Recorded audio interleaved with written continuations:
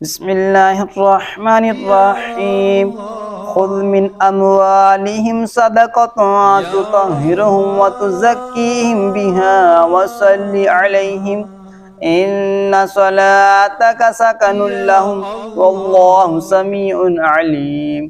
ترجمہ کنز العرفان، اے حبیب تم ان کے مال سے زکوٰۃ وصول کرو جس سے تم انہیں ستھرا اور پاکیزہ کرو، اور ان کے حق میں دعائے خیر کرو، بے شک تمہاری دعا ان کے دلوں کا چین ہے اور اللہ سننے والا جاننے والا ہے۔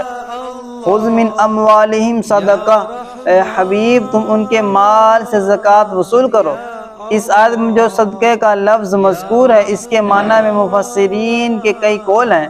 ایک قول یہ ہے کہ جن صحابہ کرام رضی اللہ تعالیٰ عنہم کا ذکر اوپر کی آیت میں ہے انہوں نے کفارے کے طور پر جو صدقہ دیا تھا وہ مراد ہے، اور وہ صدقہ ان پر واجب نہ تھا۔ دوسرا قول یہ ہے کہ اس صدقے سے مراد وہ زکوٰۃ ہے جو ان کے ذمہ واجب تھی، انہوں نے توبہ کی اور زکوٰۃ ادا کرنی چاہے تو اللہ تعالیٰ نے اسے کے لیے لینے کا حکم دیا۔ امام ابو بکر حساس رحمۃ اللہ علیہ نے اس قول کو ترجیح دی ہے کہ صدقے سے زکوٰۃ مراد ہے۔ اللہ پاک فرماتا ہے وصلی علیہم، اور ان کے حق میں دعائے خیر کرو۔ صدقہ پیش کرنے والے کے لیے دعائے خیر کرنا سید المرسلین صلی اللہ علیہ وسلم کے معمولات میں شامل تھا۔ چنانچہ صحیح بخاری اور صحیح مسلم میں حضرت عبداللہ بن ابی رضی اللہ تعالیٰ عنہ سے مروی ہے کہ جب کوئی رسول اللہ صلی اللہ علیہ وسلم کے پاس صدقہ لاتا تو آپ صلی اللہ علیہ وسلم اس کے حق میں دعا کرتے۔ میرے والد صاحب نے صدقہ حاضر کیا تو حضور پر نور صلی اللہ علیہ وسلم نے دعا فرمائی اللہم صلی علی آل ابی اوفی، اے اللہ ابو اوفی کی اولاد پر رحمت نازل فرما۔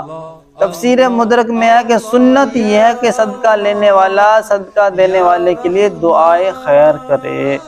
اللہ پاک فرماتا ہے ان صلاتک سکن لہم، بے شک تمہاری دعا ان کے دلوں کا چین ہے، یعنی اے حبیب صلی اللہ علیہ وسلم آپ کی دعا ان کے لیے رحمت اور دلوں کا چین ہے۔ اور اس کی ایک وجہ یہ بھی ہے کہ خود حضور پر نور صلی اللہ علیہ وسلم مؤمنوں کے دلوں کا چین ہے، اور مسلمانوں کی جس قدر محبت اور رغبت حضور اقدس صلی اللہ علیہ وسلم کی دعائے مبارک کے حصول میں ہو سکتی ہے اور کس چیز میں ہوگی۔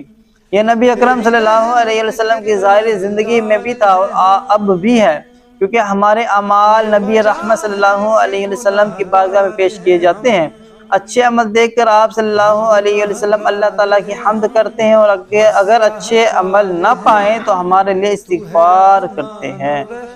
جیسے کہ حدیث پاک میں ہے کہ رسول اللہ صلی اللہ علیہ وسلم نے فرمایا میری زندگی تمہارے لیے بہتر ہے اور میرا انتقال فرمانا تمہارے لیے بہتر ہے۔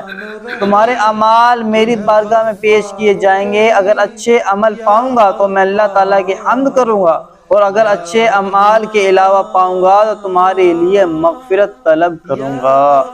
لہٰذا نبی اکرم صلی اللہ علیہ وسلم کی دعا ان کی زندگی اور وفات کے بعد دونوں صورتوں میں حاصل ہوگی اور دلوں کے چین و سکون کا باعث بھی ہوگی۔